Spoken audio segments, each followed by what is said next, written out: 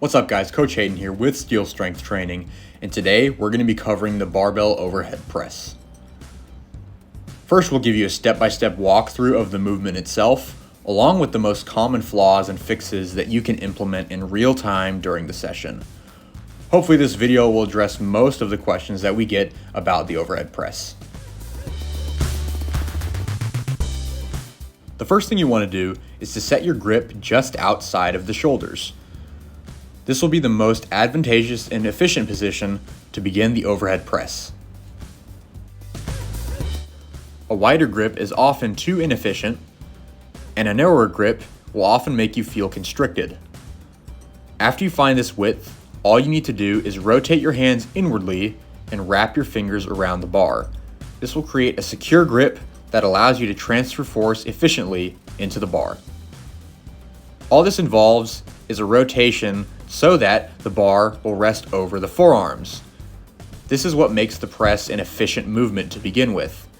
So in order to define this position, when you rotate your hands, the bar should rest across the palm that is right over the forearm bones. One common fault in the overhead press setup is when the bar drifts back towards the knuckles. As we mentioned before, this is not efficient and can irritate the wrists, so we want the bar to rest over the bones of the forearm.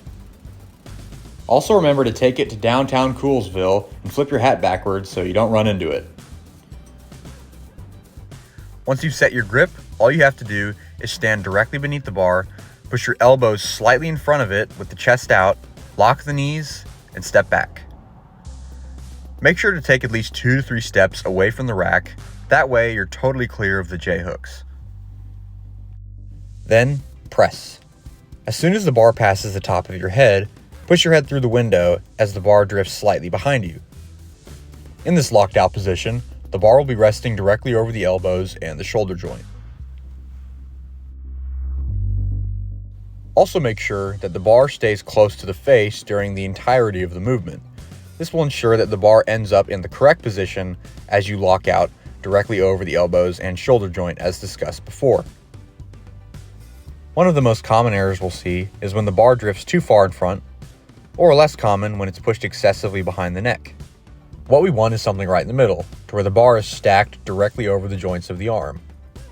Another common error we'll see is when the elbows drop behind the bar instead of staying in front.